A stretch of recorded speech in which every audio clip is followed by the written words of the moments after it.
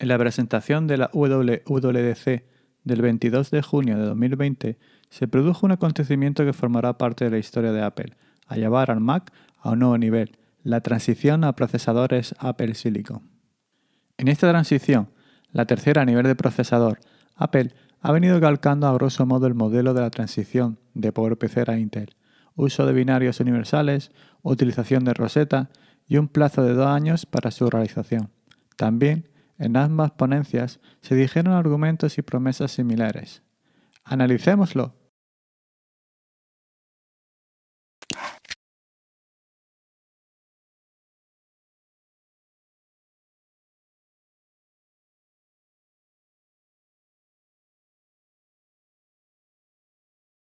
La Conferencia Mundial de Desarrolladores de 2005, que se celebró el 6 de junio con Steve Jobs como ponente único por parte de Apple, empezaba argumentando que iba a ser la conferencia mayor de la última década.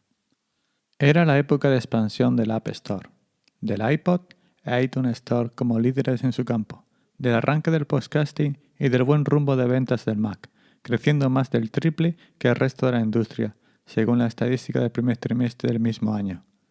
También era el año de la quinta versión de macOS X, conocido como Tiger, siendo presentado 38 días antes, y añadiendo algunas características nuevas como Spotlight, Dashboard, QuickTime 7 basado en H264, Safari con soporte RSS, Mail con búsquedas rápidas e iChat con soporte para 4 personas. Algunas de estas características eran demostradas por Jobs, provocando algunos momentos de humor, utilizando a Windows Low Home como protagonista. Un sistema operativo que había vendido 20.000 copias en las 6 primeras semanas y que los usuarios estaban adaptando de una manera rápida.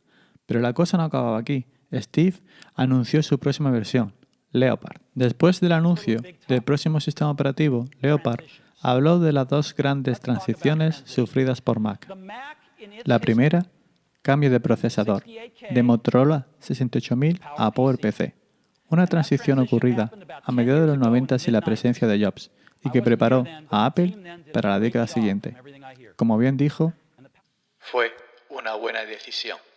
La segunda transición, sin embargo, fue incluso mayor, siendo el cambio de OS 9 a OS X, una acción producida a principios de la primera década de este siglo con la vuelta de Jobs a Apple. Y por sorpresa, aunque rumoreada, se anunció la tercera, de PowerPC a Intel. It's true. Steve Jobs explicó el porqué, querer hacer los mejores ordenadores para sus clientes en el futuro, argumentando la imposibilidad de tener un G5 a 3 GHz, como prometió hace 2 años atrás, o un portátil PowerBook con G5. Querían crear nuevos productos y no sabían cómo hacerlo con el desarrollo futuro del PowerPC, explicando el buen rendimiento de los procesadores de Intel y, lo más importante, su consumo eléctrico, el rendimiento por vatio. Jobs prosiguió que la transición no iba a ser instantánea, finalizando en junio de 2007, es decir, 2 años después, aunque explicaba: tenemos algunos excelentes productos PowerPC en proceso, que aún no se han implementado, pero implementaremos más con procesadores Intel a partir del próximo año. Explicó los 2 retos a los cuales se enfrentaba en ese plazo de tiempo: macOS X corriendo en Intel y crear versiones Intel de las aplicaciones. Para el primer punto, Jobs confirmó el rumor de la doble vida secreta de macOS X, explicando que cada versión de macOS X se había compilado tanto para PowerPC como para Intel, siendo un sistema operativo multiplataforma desde su mismo comienzo. ¿Infidelidad durante 5 años? Pero la cosa no acababa aquí. Jobs había realizado todas las demos con un Tiger, utilizando un Intel Pentium 4 a 3,6 GHz con 2 GB de RAM. El segundo reto se resolvía con la utilización del entorno de desarrollo Xcode, al permitir compilar un binario universal y así utilizar la aplicación tanto en arquitectura PowerPC como en Intel. Además, para aquellos programas que no eran universales, se presentó Rosetta, una tecnología que permitía traducir de PowerPC a Intel de una manera dinámica, transparente al usuario, ligero requiriendo poca memoria y rápido. En la demo, Jobs mostró el funcionamiento de herramientas de Office como Word, Excel e incluso Photoshop CS2, aunque en la realidad solo era recomendable para las aplicaciones de bajas necesidades computacionales. Una vez explicados estos puntos, Jobs presentó la posibilidad de adquirir el kit de transición para los miembros desarrolladores que usaban Apple Developer Connection por el módico precio de $999. Se trataba solo de una plataforma de desarrollo, aunque a finales de 2006 se tuvo que devolver este. En esta presentación salió al escenario empresas desarrolladoras como Wolfram Research de matemáticas, donde su cofundador, Theo Gray, explicó de una manera amena la transformación de su aplicación a binario universal en un tiempo récord. También Microsoft, asegurando su apoyo, o Adobe, donde su director ejecutivo, Bruce Schind, acabó su intervención con la pregunta ¿Por qué os ha llevado tanto tiempo, Steve? Por último, intervino Paolo Tellini, presidente y director ejecutivo de Intel, donde explicó la vinculación de Intel y Apple en el pasado en Silicon Valley, con ciertas anécdotas divertidas y finalizando con una frase con gran sentido en la actualidad. Y así, tras casi 30 años, Apple e Intel están juntas al fin, y no creo que sea un cuento de hadas con un final feliz. Creo que se trata más bien de una historia emocionante e importante con un comienzo muy, muy feliz.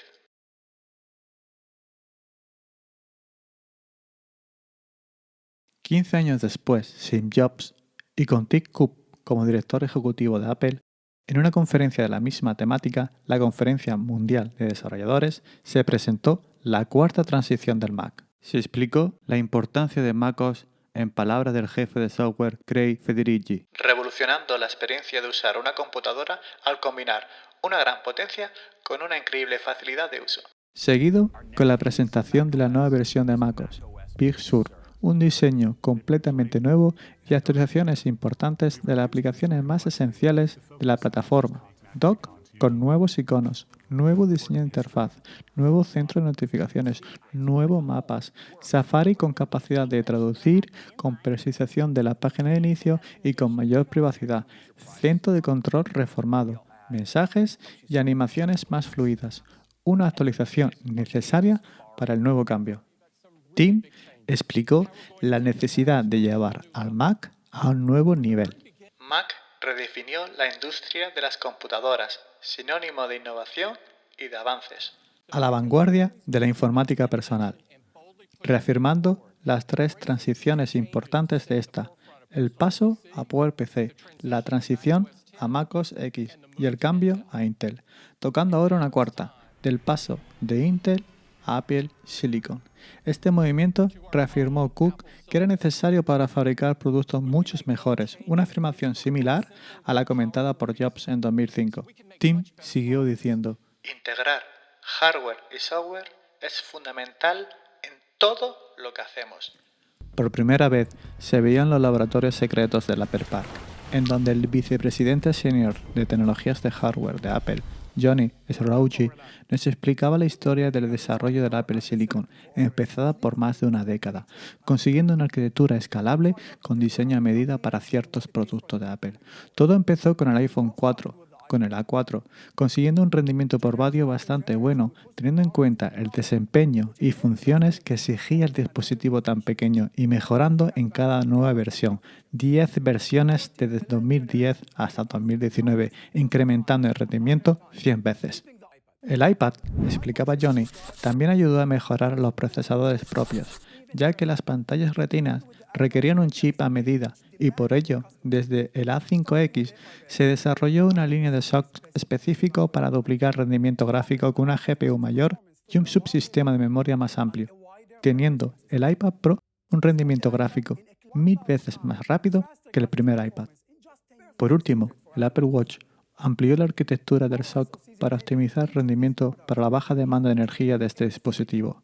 Con todo este recorrido, Apple ha conseguido una experiencia en la creación de procesadores con un rendimiento, motor gráfico y consumo para ser alabados, diseñando por fin una familia de SoCs específicos para el Mac, para ofrecer el mejor rendimiento con el menor consumo de energía.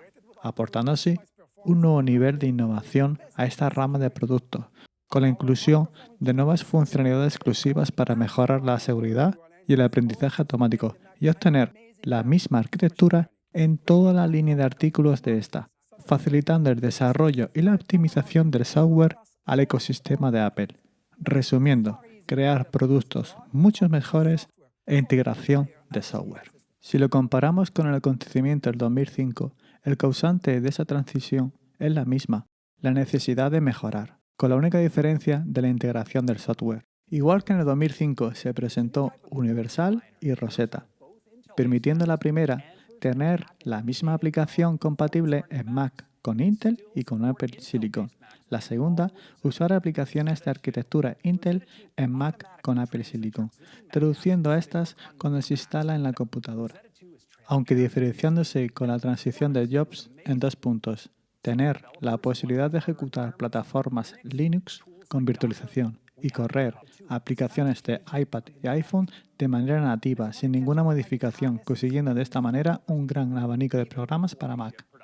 Otros puntos en común con la transición de PowerPC e Intel fue el alquiler del equipo de desarrollo, pero en esta ocasión siendo más compacto al ser un Mac mini y más accesible al ser solo $500, y repitiendo Microsoft y Adobe como coprotagonistas en el apartado de aplicaciones universales, aunque sí que salieran en escenas los responsables. Cerrando la presentación, Tim valoró esta diciendo: Es un día histórico para el Mac. Nuestra visión siempre ha sido adoptar innovación de vanguardia y tener el valor de hacer cambios osados.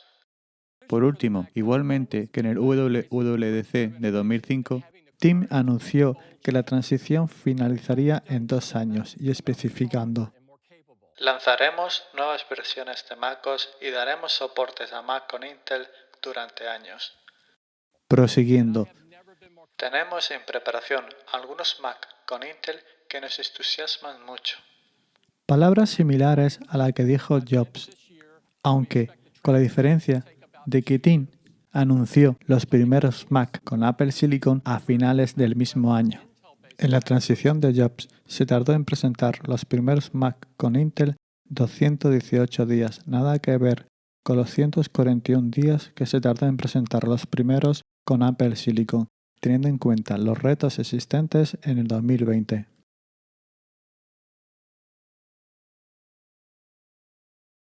Hace 15 años, los Mac adoptaron los microprocesadores Intel y en el 2020 su lejanía de ellos. Hemos visto cómo Steve Jobs inició la era Intel y cómo Tim Cook la termina. Se podría decir que las presentaciones de 2005 y 2020 son asombrosamente similares, explicando a los desarrolladores el por qué vale la pena el esfuerzo del cambio, con el objetivo en ambas de realizar productos mucho mejores. En ambas se conseguía un mejor rendimiento y más eficiencia energética con el cambio de chip. Aseguraban a los desarrolladores que el reajuste de sus aplicaciones se realizarían de una manera fácil gracias a Xcode y los binarios universales, teniendo disponible Rosetta para hacer funcionar las aplicaciones antiguas durante el proceso de transición. En ninguna de las presentaciones, Apple intenta convencer a los usuarios típicos del Mac que se emocionen con la transición, anunciando próximamente nuevos productos con la arquitectura recién dejada, aunque en el 2020 la sorpresa al cambio de microprocesador es menor, ya que en el 2010, con la incorporación de sus propios chips en el iPhone e iPad, apuntaban un cambio a medio plazo. En el 2005, Jobs atacaba a IBM por no tener esos PowerPC prometidos. En el 2020, Intel no aparece en ningún lado. En la conferencia de 2020, el proceso de diseño del Mac está totalmente controlado por Apple, consiguiendo una integración entre hardware y software. En el 2005, no. Con esta nueva transición se podría decir que la era de Jobs haya finalizado con la materialización de la frase que pronunció en la presentación del iPhone en el 2007. Las personas que realmente se toman en serio el software deberían crear su propio hardware.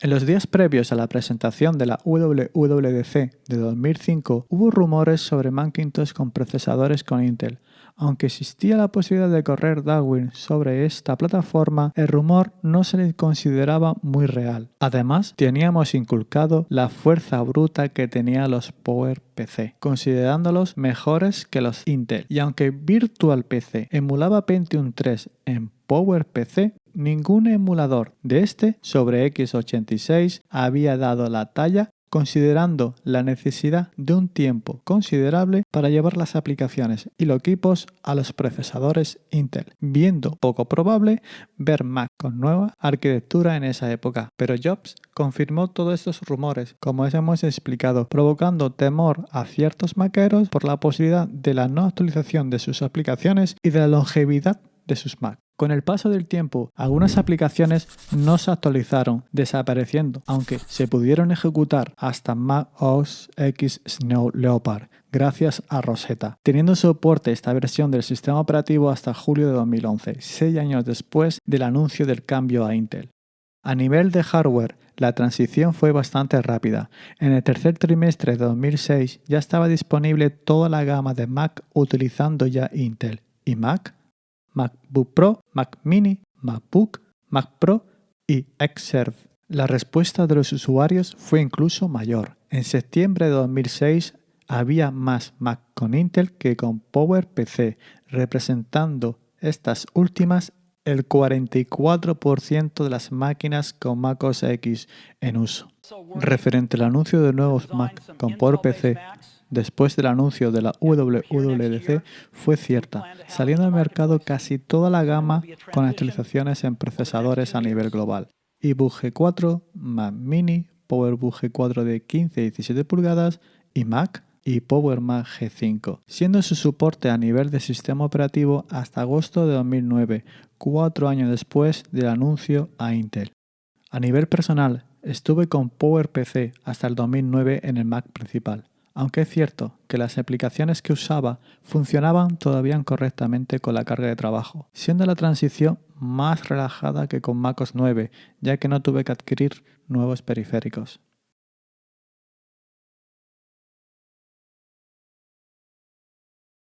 Muchas gracias a todos por ver este vídeo. Si te ha gustado, suscríbete al canal, dale al like y activa la campana para recibir todas las novedades. Think diferente.